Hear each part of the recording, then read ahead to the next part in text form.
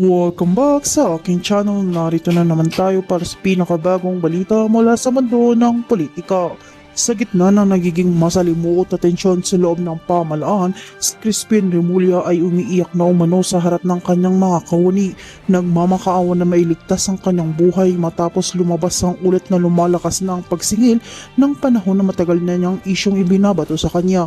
Ayon sa mga tagamasid at kwentong ito, kapansin-pansin ang matinding takot sa opisyal dahil sa mabilis na pag-ikot ng pangyayaring hindi niya inaasahan. Habang lumalalim ang investigasyon sa iskandalong kinasasangkutan ng grupo nila, lalong nagiging kapansin-pansin rin ang pagkabalisa ni Kütïng. Pinabantayan umano ng kanyang mga taga-suporta ang bawat kilos niya dahil lumalabas na maaring madami siya sa bigat ng sitwasyong kinakaharap ng kanyang mga kaalyado. Umuugong ang mga haka-haka baka ito na ang simula ng pagbagsak ng kanilang grupo. Samantalang patuloy namang sumusulong ang mga investigator sa kaso, iginiit nilang panahon na para panagutin ang sinuman sa kanilang sinasasangkutan sa anomalya. Sa paglabas ng mga bagong pangyayari at ebidensya, lalong tumitindi ang tensyon sa loob ng kanilang grupo. Kaya manatili kayong nakatutok dito sa aking channel sa bawat pag-ikot ng kaganapan. Kami ang iyong magiging sandigan sa walang kinikilingang impormasyon. Huwag kalimutan i-like, i-share at i-subscribe para laging updated sa mainit na balita mula sa mundo ng politika.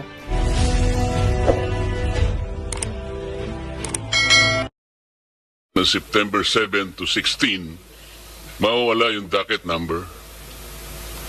Ang epekto po noon, dalawa po ang epekto. Halimbawa po yung September 15, 2025, wala pong connection ng DPWH dito. Kaya walang nabanggit yung September 15, 2025 complaint. Ito po'y kasali do sa 10 days na inalisan po ng docket number prior to September 17.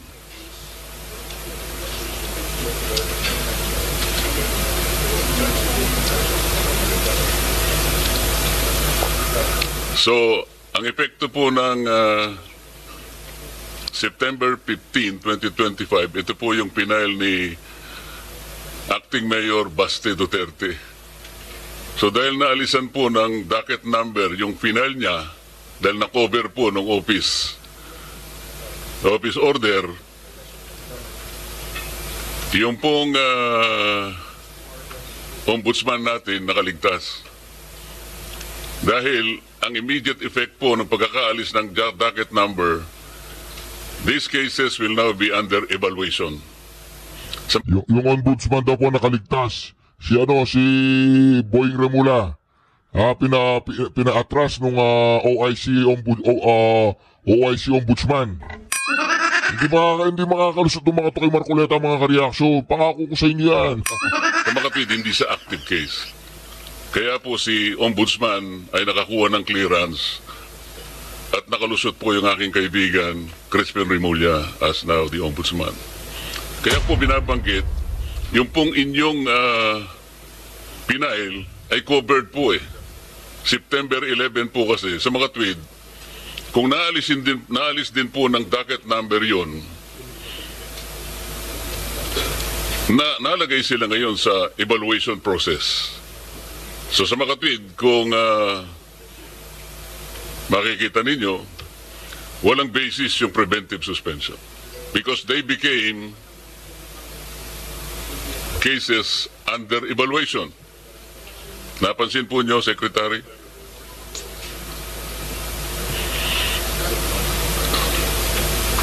While it benefited the ombudsman, the applicant ombudsman at the time,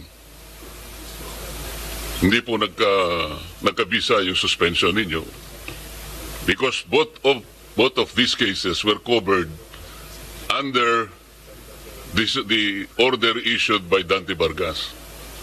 So may nagsasabi nga, Mr. Chair, kapag ikaw ay nanalangin para umulan, kinakailangan ay pagtiyagaan mo yung putik na idudulot nito. So nasaan po ngayon yung suspension? Opo. So hindi pa, right now po, ang immediate po kasi naming naging action pagka-file namin ng kaso ay ito nga po, no, nag-show cause order kami sa lahat to initiate administrative proceedings against the 16 na hindi pa dismiss. Nagpa-show cause order na kami agad-agad sa kanila para masimulan na po yung administrative case against them, no. And in the process of that, when we received the suspension order from the ombudsman, sinuspend na ho namin at Which is nag-appoint. ineffective. Yun ang sinasabi ko. Opo. Pero right now po, hindi naman po ginif. So right now they are all suspended. No, at ongoing na po yung administrative process against them. So for all intents po sa amin, at least sa administrative case, tuloy-tuloy lang po kami, Mr. Chairman.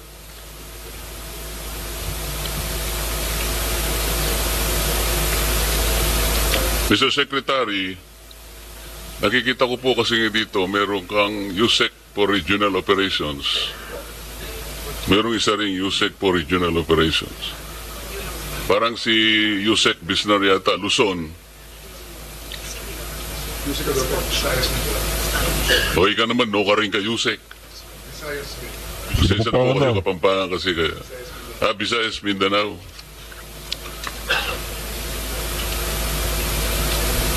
Pero, Mr. Secretary, yung DPWH Undersecretary for Luzon has responsibilities that include, among others, overall supervision and control over operations of all regional offices in Luzon, control over all DPWH funded infrastructure projects, including those funded by other agencies and implemented by the DPWH in his area of assignment. Tama po? Tama po, Mr. Chairman. So,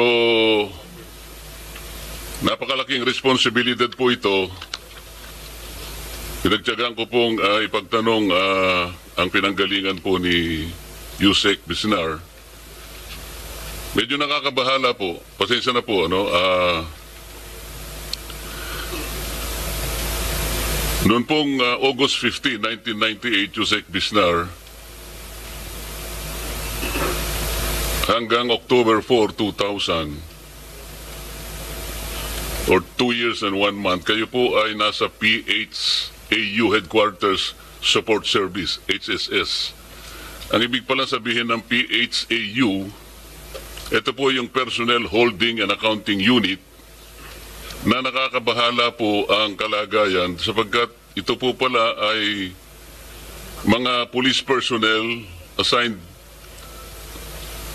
to PHAU for various reasons, including secondment to other agencies, those on study leave, or those under floating status, such as personnel with pending criminal investigation, etc., etc. And then, in January 16, 2002 to November 7 to 2002, ganun din po, PHAU HSS. Ganun din po sa November 8, 2002 to 2003, 4 months ito. Ang pinaka medyo maduguri ito, Secretary, PHAU HSS, March 4, 2003 to March 15, 2012, or a period of 9 years. Ano po ang, bakit po kayo naka-float ng ganito katagal pong panahon? More than, from 1998 to 2012, it's more than 11 years. Were you in floating status, sir? Mr. Chair, with the permission of the Secretary. Go ahead, you said. From 1998 to 2001, Mr. Chair, I was detailed to the Presidential Anti-Organized Crime Task Force. What is that, sir? The Presidential Anti-Organized Crime Task Force. Yun yung PAOK TF. Yes, sir. That's 2001 to 1998 to 2001, or 2002, Mr. Chair. 1998. Pero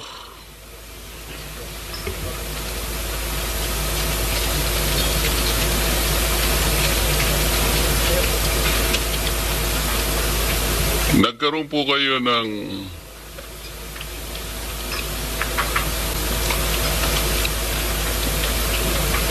you obtained your bachelor's degree, Philippine Military Academy, 1986-1990 po. Yes, Mr. Chair.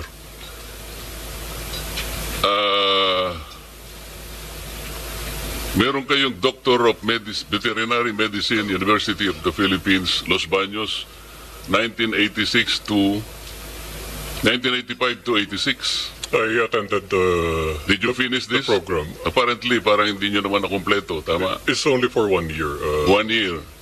Mr. Chair. And then, meron kayong associate degree in nursing in Houston Community College System in the United States. Yes, Mr. Chair. Did you complete this? Yes, Mr. Chair. And then, meron kayong Master in Management, Philippine Christian University, 2014. Nakompleto nyo ito. Yes, Mr. Chair. Did you complete it? Yes, Mr. Chair. I'm not sure of the Masteral degree, you completed it in 1 year? It's a master's program offered by the PCU, Mr. Chair. So it's not a degree, it's a program. Nakasulat po kasi sa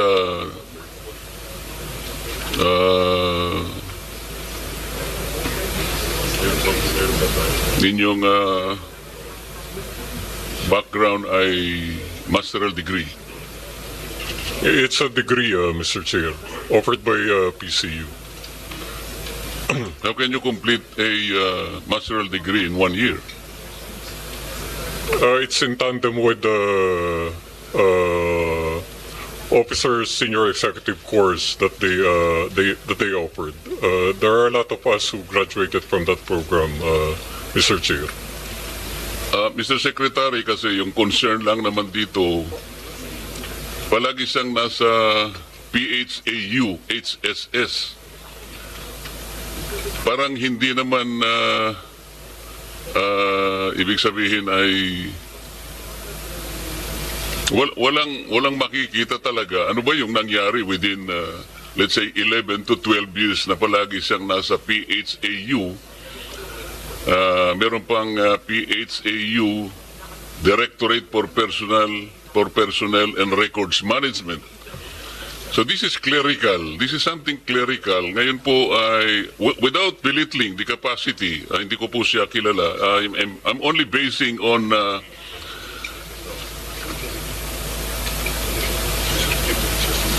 kasi po noong 2003 kayo po ay nung makuha po nyo yung associate degree in nursing in Houston Community College, nakakuha po ba kayo ng student visa? Yung F1 visa?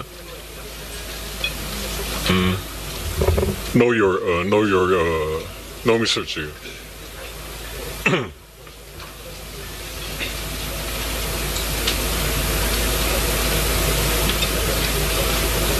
Naging immigrant kayo? Yan na. Mr. Chair, just to clarify, by 2003 I was dropped from roles by the PNP, and prior to that I applied for study leave and emergency leave. Did you apply for citizenship or did you become immigrant? Not. I did not apply for citizenship.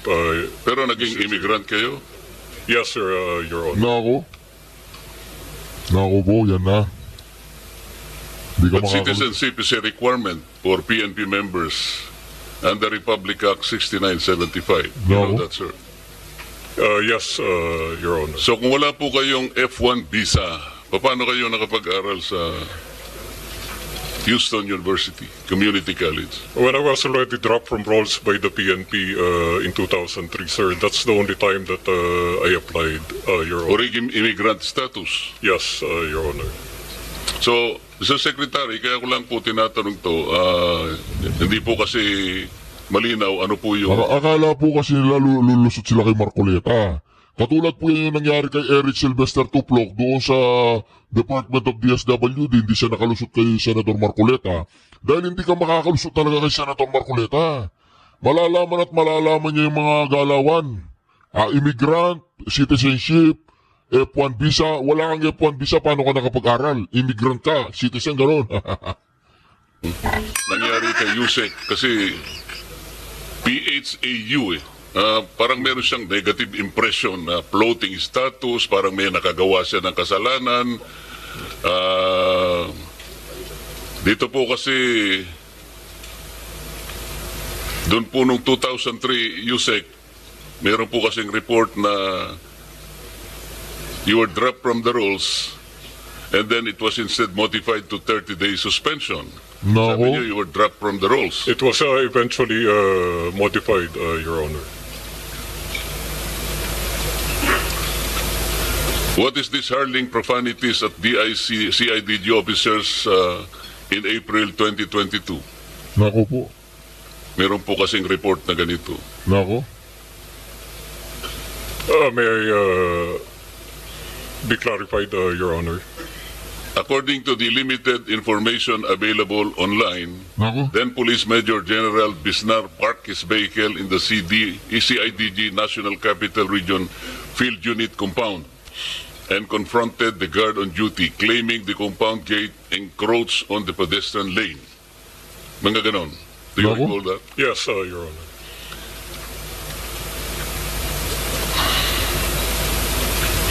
And you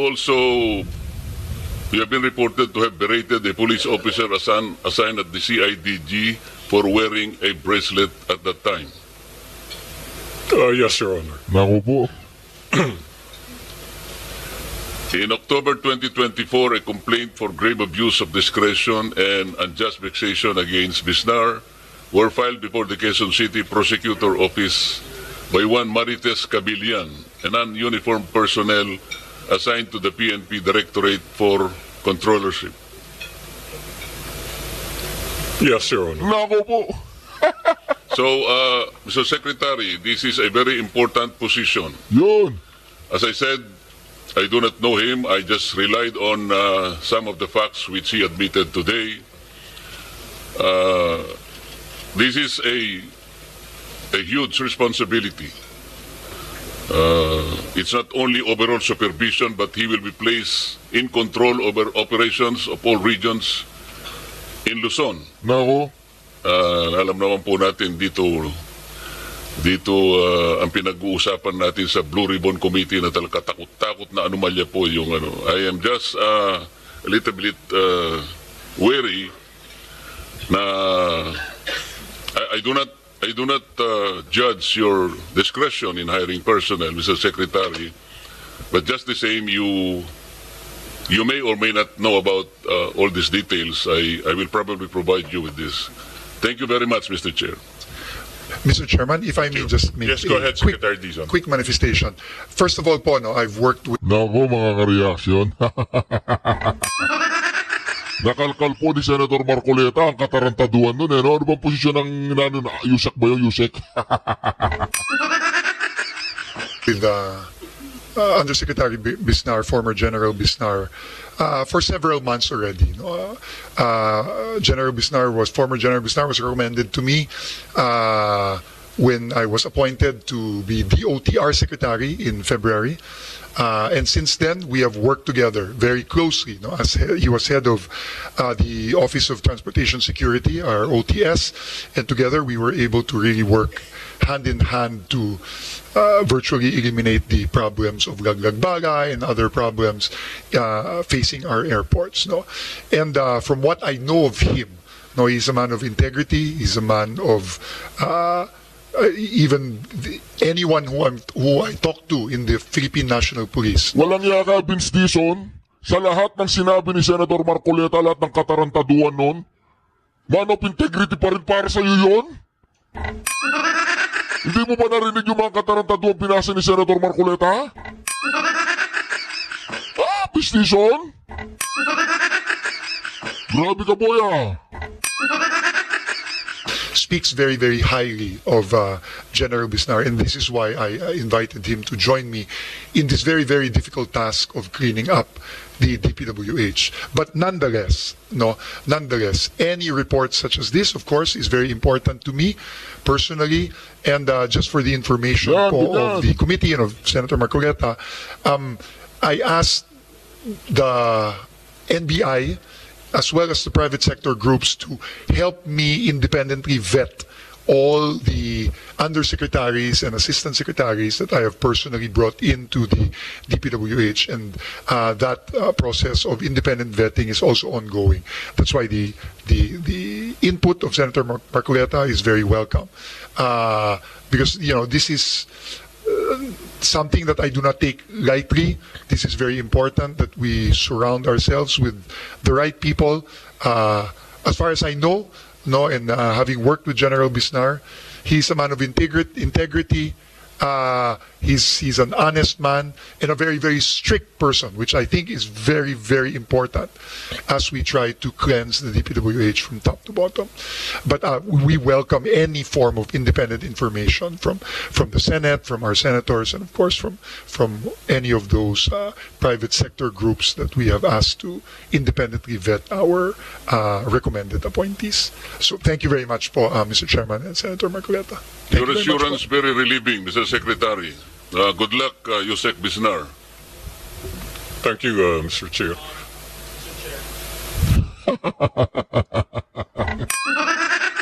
Akala kasi nila mga karyaso, lulusot sila kay Marcoleta. Ang dami pala niyang ginawang katarantaduan sa mga nakaraan sa buhay niya. Diba? Yun nga lang, narinig naman mga katarantaduan niya, diba? Yes, Senator. I was listening half the time because I was working here. I just take note, he's a veterinarian, a nurse, and may military background. Ang daming karanasan. Interesting, di ba? And I guess galing sa PMA, may disiplinang militar. I'm biased kasi galing ako sa reservist ako eh. Yes, so military training, FVR. Anyway, intrigue lang. Hindi ganon. Hindi naman lahat natapos niya eh. Hindi naman porket marami kang natapos, marami kang napag-aralan o marami kang kursong napasukan. Hindi naman ibig sabihin yun na Legarda, talagang yung integridad mo, yung honesty mo, talagang mapagkakatiwalaan ka na. Yung nga maraming pinag-aralan dyan, sila yung mga tarantado, di ba? Yung mga maraming alam, sila yung maraming alam kung paano baluktutin yung batas, di ba? Kaya itong Legarda na to, kung makapagsalita ka, alam mo, ganyan-ganyan, maraming ganyan-ganyan, ganun-ganon, crush niya siguro, ano? Ako, veterinary, medicine, tapos nag-nursing, tapos military pa. Wala nga siyang natapos. I mean, hindi ko po narinig lahat ng sinabi ni yun, nakita ko lang yung background tapos Hindi ka pala nakikinig, tas nagsasalita ka, background lang ang narinig mo. Grabe ka, Legarda, makinig ka kasi bago ka magsalita, pinapahiya mo si Marcoleta. Vice President ko yan eh. Kung mo papahiya si Marcoleta, yung anak mo, pasikatin mo lang ng pasikatin. DPWH, medyo multitasker Gastusin mo ng gastusin yung anak mo, pasikatin mo. pala, at saka general pala. Okay. Naisip ko thank kasi, Mr. Chair, na bakit hindi sa DOH o kaya sa Department of Agriculture eh. Yun. Mr. Chair, Baka wala siyang manakaw doon. Sa DPWH, maraming mananakaw dyan. Yes, Senator. just to add yung sinasabi po ni Senator Marcoleta na pihaw, I've been a reporter of the PNP. I was assigned sa PNP Press Corps when I was still a journalist. Pihaw, it's correct po yun, holding facility. Pero hindi po lahat ng tao na nalalagay sa pihaw ay may kaso. For example, Take the case of General Torre, wala po siyang pwesto. Doon nilalagay ang mga police officers na walang assignment. It's a holding facility only, pero it is not a disciplinary office. Rather, it's a facility where you put all your ranking officials, even low-ranking officials, non-commissioned officers, to that office while awaiting for their next assignment. It is not necessarily a disciplinary action office. Well, yung iba nilalagay doon disciplinary, pero marami din ang hindi nilalagay doon na not necessarily mean Oy, may tulpo, ginawang kasalanan. tumigil ka, daldal ka ng daldal, tumigil ka. Yung mga nilalagay doon, yung mga may bulilyaso. Yung nilalagay doon, yung may mga bulilyasong ginawa, may katarantaduang ginawa. O katulad niya ni Torre, wala bang ginawa yan? Kaya nga nagalit si Bangag. Tinawag niya tinawag niya yung pangit yung mga adik di ba? O tatawagin mo ba naman pangit yung mga adik? Kilala mo si Bongbong Marcos? May atraso. It is just a holding facility. Correct me if I'm wrong, Yusek Bisnar. That's true, Mr. Chairman. And to give a little context to the complaints that were mentioned, yung mga yun po ay nangyari during at the height of the pandemic, COVID pandemic. I was assigned as the camp commander of Camp Crame. And ako po talaga in-implement ko very strictly yung mga policies and guidelines, especially about pertaining to COVID. And talaga pong maraming nagreklamo against me. Pero ang choice ko po noon is maging lenient pero maraming magkasakit at mamatay, or sundin ko po yung guidance sa PNP at Hindi ganon. Hindi ganon. Pwede mo naman gawin yun ng may respeto sa kapwa Nakikinig naman lahat ng Pilipino nung panahon ng pandemic Hindi ganon. Huwag ka magpalusot. May pagkaabusado ka, General. ng task force at that time at makapag-save ng buhay. Thank you, Mr. Chair. Thank you, Senator Marcoleta, Senator Erwin Tulfo. Just to go back to those red flags, kaya importante, Secretary, itong detalye, as granular as possible. Importante talagang na-identify natin yung station number, yung length, kasi paglabas ng GA, pag generic siya, talagang aabusuhin to. May temptation na abusuhin. Pwede nga yung sinabi ni Senator Erwin na ayos pa yung kalsada, bakin na. Worse is ghost project. Kasi nga, pwede niya ipakita, tapos na, pero 2 years ago pala natapos na. So, moving forward, we will strictly implement yung station number, the details, starting this coming 2026 budget. And I'll show you something na dumating lang kagabi, no? Hindi. Mr. Chair, kahapon po nag-uusap tayo. Sunday we were both working and we both acknowledged that we received the June or July list of allocable but not the September. So I am told by our staffs wala pa rin. May we request the September as revised. Maski po hindi na yung words allocable, anyo mo, hindi naman kasalanan na may ceiling. Tama po yung sinabi nyo. Hindi naman forever kailangan humihingi ang congressman or ang mga mayor. Tapos, yung hindi district projects, makinig kasi kayo pag tinatanong ko po. Yes, yung hindi po district projects, yun ang tinatawag na non-allocable. Di ibahin natin ang pangalan, non-district, ganun lang. Wala naman masama dun Alam nyo, first, allow me to commend the President and commend Secretary Dizon for heeding the clamor of both houses of Congress. I do not claim authorship of that idea in bringing down the DUPA. Thank you for that. It was declared by the President on the day that he left for the ASEAN meeting. We truly appreciate your listening to the people and bringing it down. But there are much more reforms to be done. I believe that all of us want really reforms and changes that will be felt by our people for bigger fiscal space to give other departments or other programs under DPWH that will really redound to the benefit of our people. Kaya una, I commend you. Salamat po sa pagbaba ng dupa na makakasave, sabi nyo, ng 50. Pero sa computation ko, and I'll get back to that later, it should be bigger than 50B. And siguro dapat sagutin nyo yung hiningi ng chair last time, yung natuklasan niyang 271B.